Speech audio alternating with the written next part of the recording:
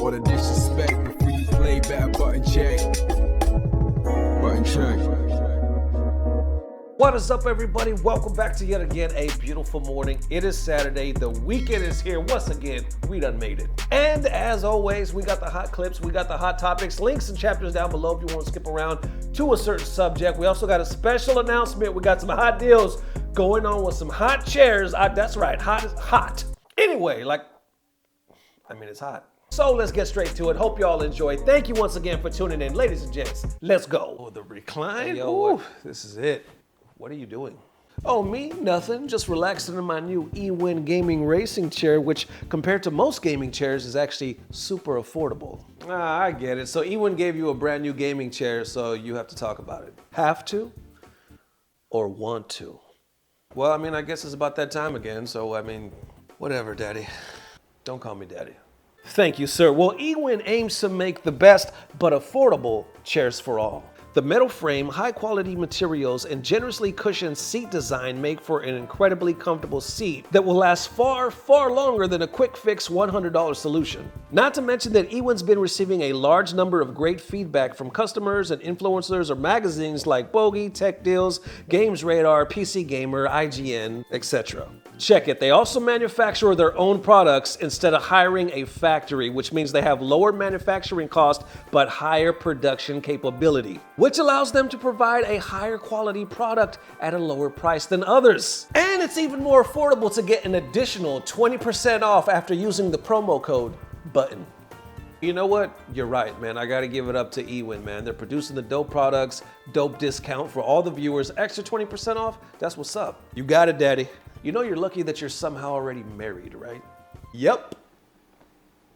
All right, and now we're to them first set of buttons that need to be checked. This one pops off at EMP_dark_triad at HB John, and I can't pronounce that name. Anyway, y'all get the point. All right, so I thought this was a very interesting subject because he posted this literally just the other day, like a day or two ago. A lot of people started talking about it. I personally have never heard about it. I'm sure some of you might have, but everybody was like caught off guard when it comes to the debate and thread. But everybody was pretty much caught off guard when it comes to the subject and the debate going on in the thread. So anyway, he posted this right here saying, very funny to me that Sajam got blacklisted from commentating CPT events for saying that the netcode was not good when it isn't, but Brian F is top 3 right now with the sarcastic name about how the netcode is not good. Then that tweet pretty much went viral, and then he posted again saying, laugh my ass off, why is this picking up traction? Did people not hear about this? Sajam mentions it every now and then. He's not afraid to talk about it. Then Brian F actually sees this and responds as well right here saying, I don't think this is necessarily true. He mentioned before he got into an issue due to criticizing an event or events for using unpaid volunteer labor and the issue with how things were run. Maybe it was a combination of both. I don't think it's that black and white. Either way, it's whack. Then Filipino Man responds as well saying, netcode criticisms definitely played a big part. Then you can see quite a few people in the thread surprised, like, wait a minute, this actually happened? Like, a lot of people were like fuzzy on the story. Like, even myself, like if you're anything like me, like I said in the beginning, I had no idea. Then John responds again saying right here saying, according to Sajam, yeah, I think this was after the update that was supposed to fix the netcode, and Sajam was accurately reporting it that it did not fix the netcode. Then I noticed Rushdown responding as well saying, not what happened, but I agree, he shouldn't be blacklisted. And John responds again right here saying, this is the comment I remember hearing from Sajam himself, and others are corroborating, so it was at very least a part of why he was blacklisted. So I don't know, man, unless you've got a quote from him saying otherwise, this seems to be the reason. Then I saw some with kind of like different takes, like right here saying, if he's getting paid for commentating and he's not just focusing on the match, I can understand why Capcom would ban. A bit too much though. I don't think they should ban for opinions outside of a paid event though. Then John once again clears it up saying he was blacklisted for comments on his personal stream outside of an event. Then they respond again saying, oh, okay, well in that case, that's not cool then, we don't agree. And it continues on. A lot of people are like, literally, what the fuck? A lot of people are like, I didn't know this was real, or maybe they kind of heard a rumor, they were just very shocked. And as I continue to show comments, I'll kind of unpack this a little bit. So once again, I didn't know. When I did the tier list and all that other stuff, I haven't really watched his streams that much. I know the dude is taking off. He's very successful and all that. So, but I didn't know. Me and Rick, me and Dirty Low were just talking about this. We're like, when it comes to commentating, he was definitely up there, you know what I'm saying, as far as like one of the FGC's favorite commentators. But recently, We haven't really seen him that much. Didn't really know if there was a particular reason why to it. And yes, we know things have slowed down with COVID and whatnot, but still, we thought that we would see him by now. Then you come to a story like this, and you're like, holy shit, there's a reason for that? Is there really such a thing as being blacklisted?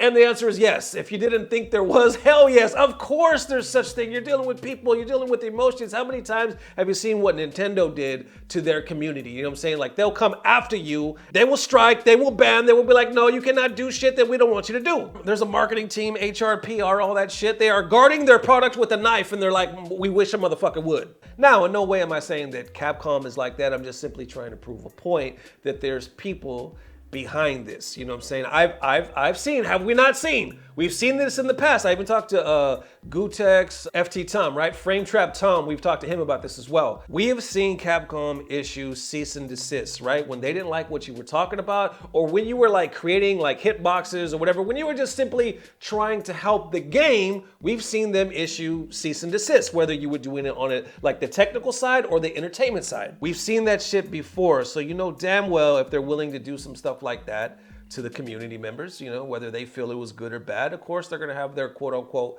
blacklist. Now, I'm not also gonna be a conspiracy theorist and say how deep I think it goes, and does it go all the way to Capcom HQ, or is it just like Capcom fighters or the people in the CPT? I don't know, y'all. I'm just saying I believe this. You know what I'm saying?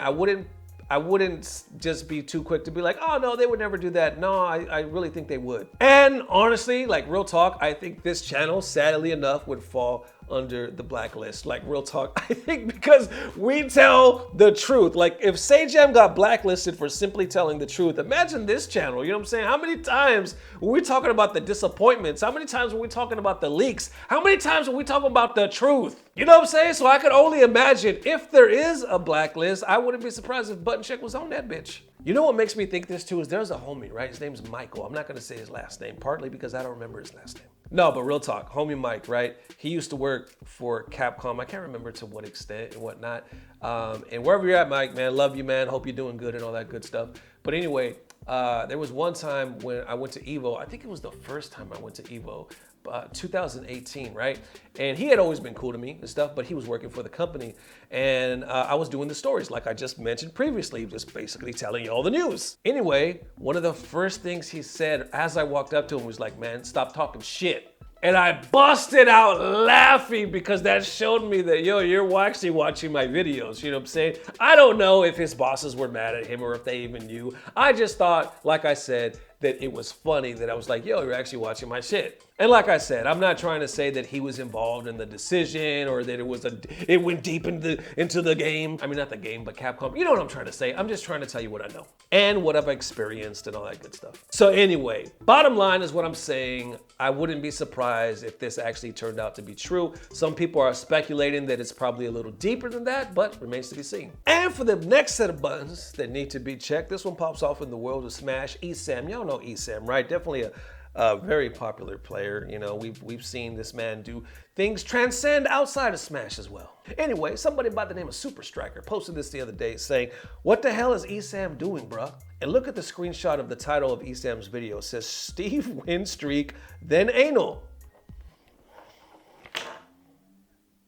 Steve win streak, then anal.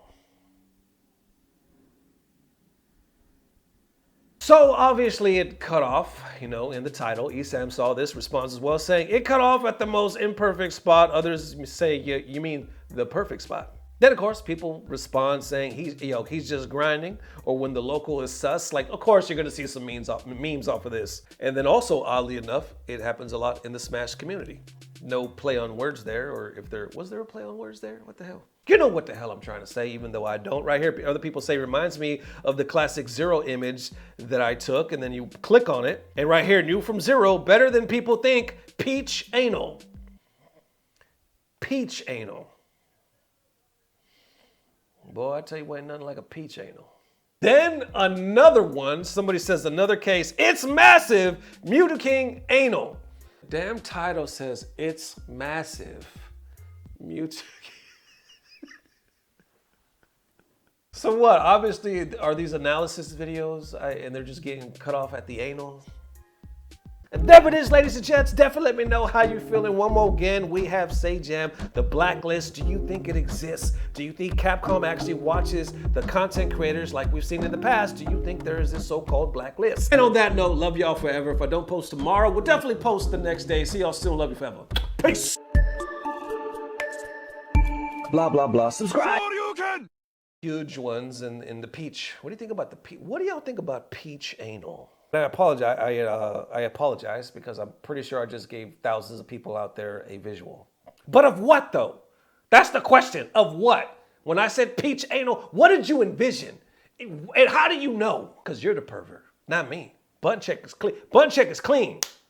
Ain't no peach anal on my hands. My hands is clean. Ever since I brought Horny Tuesday back, this show is really headed to a weird place.